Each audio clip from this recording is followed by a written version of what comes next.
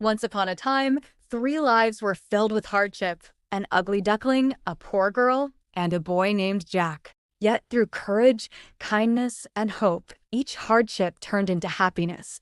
Let's begin their magical journey. Peaceful countryside at sunrise. Warm golden light over green fields, soft pastel colors, gentle storybook style, distant lake glistening. Near the quiet lake, a mother duck sits in a cozy nest hidden in tall green grass, calm water reflecting the morning sky. Several small yellow eggs crack open, revealing fluffy yellow ducklings, warm sunlight touching their feathers. One large pale egg remains unhatched, mother duck watching patiently. Gentle breeze in the grass. The big egg cracks and a large gray duckling appears, looking different from his siblings, soft light around them. The yellow ducklings whisper to each other, glancing at the gray duckling with curious and doubtful eyes, farmyard in background. The gray duckling swims awkwardly behind the others, while some ducklings giggle and swim away playfully. Gray duckling sits alone on the grassy shore, looking sad as sunlight glimmers on the lake surface. A proud rooster in the farmyard teases the gray duckling as it passes, colorful barn and hay bales nearby. Gray duckling slowly walks away from the farm along a dirt path, carrying a tiny bundle. Autumn leaves falling. He wanders through wide green meadows, gazing up at flocks of birds flying across the blue sky.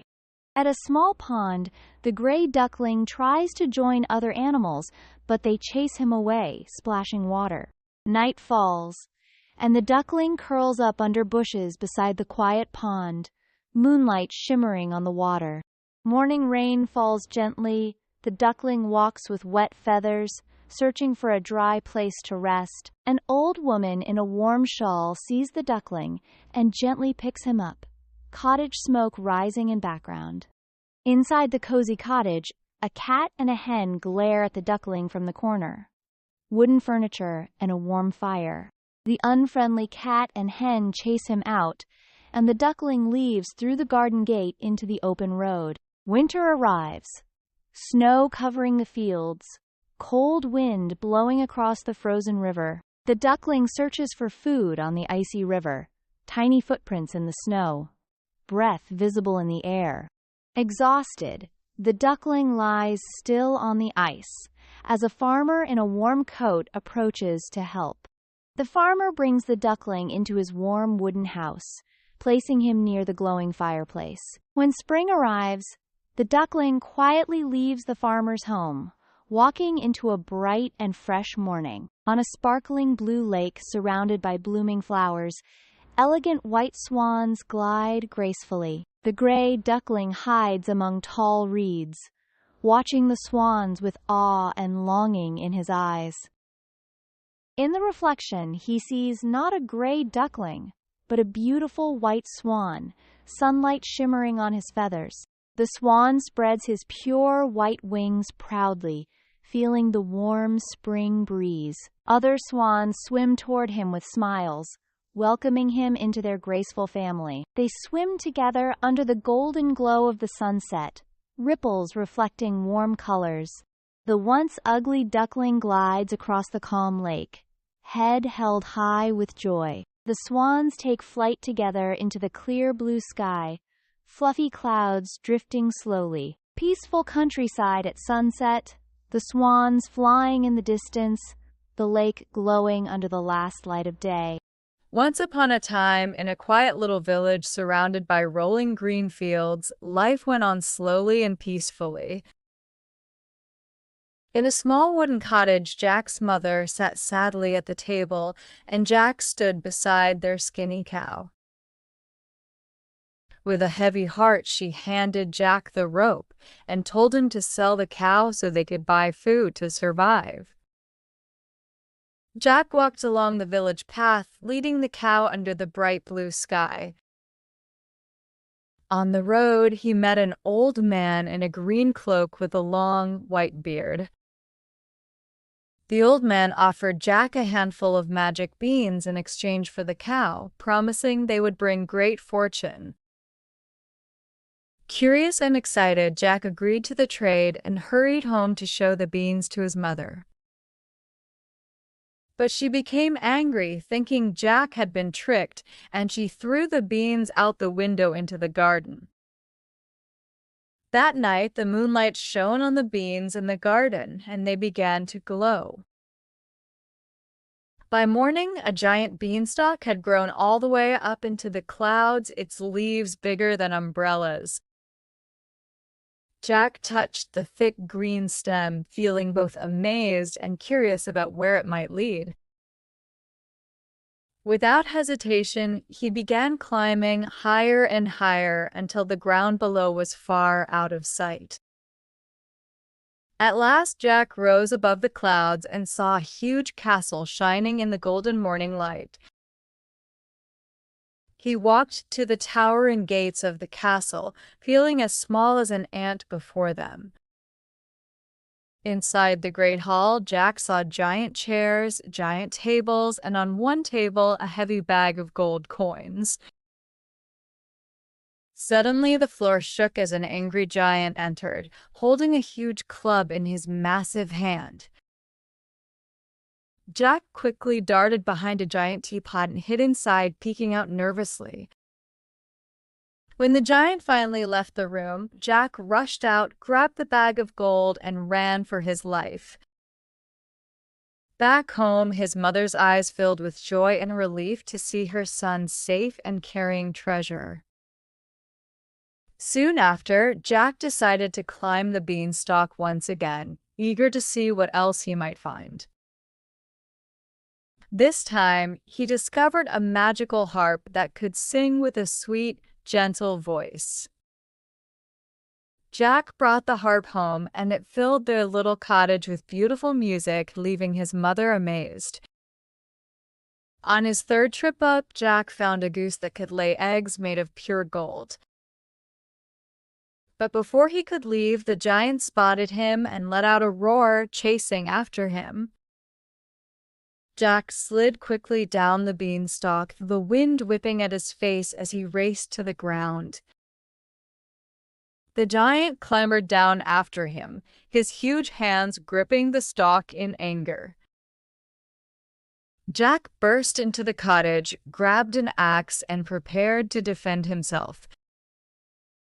With all his strength, he chopped at the beanstalk, which shook and swayed under the giant's weight. The beanstalk crashed to the ground, and the giant tumbled from the sky, never to be seen again. Jack and his mother hugged tightly, with the golden goose and the singing harp safe by their side. New cottage with flowers, bright sunny day.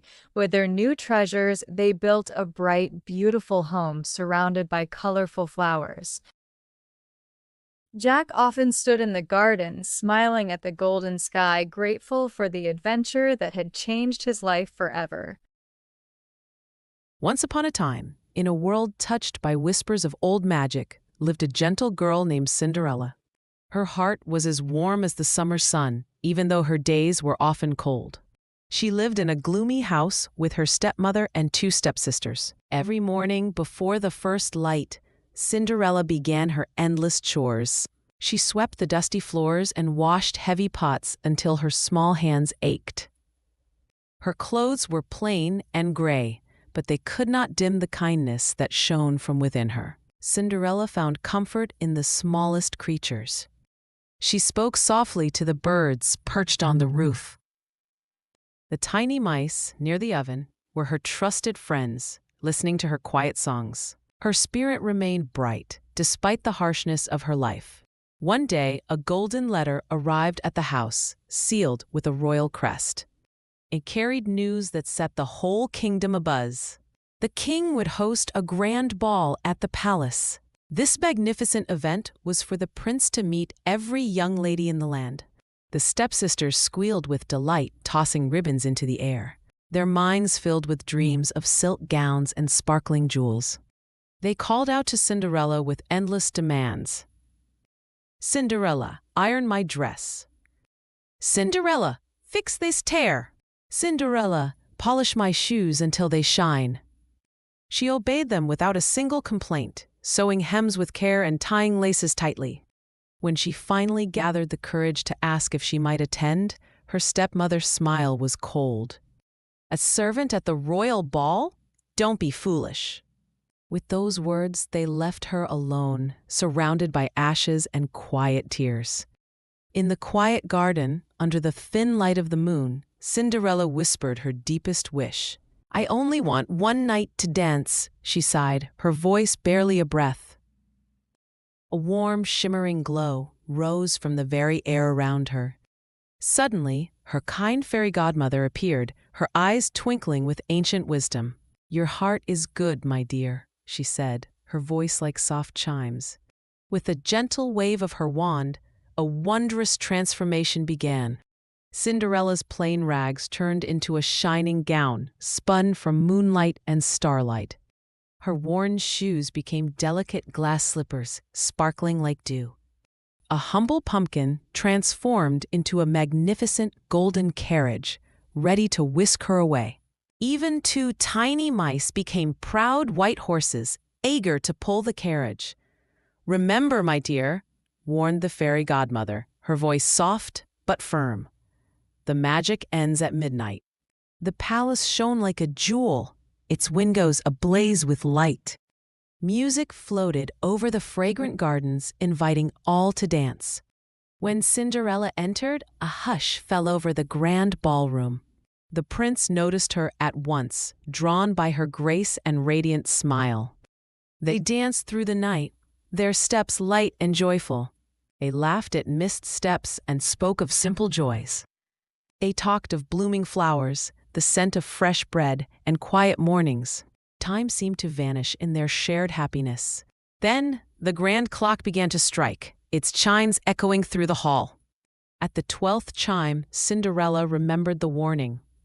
She fled in a rush, leaving behind a single glass slipper on the palace stairs. The next day, the prince searched the kingdom, his heart longing for the mysterious lady. Many young women tried to wear the delicate slipper, but none could. It seemed to fit no one. At last the prince arrived at Cinderella's house. Her stepsisters tried in vain to squeeze their feet into the tiny slipper. Then Cinderella stepped forward, her heart fluttering. The glass slipper fit her perfectly, as if made just for her. The prince saw her clearly for the first time, not as a mystery, but as the kind girl he had danced with. Soon she came to the palace, not as a stranger, but as herself. She forgave the past with a gentle heart, keeping her kindness always.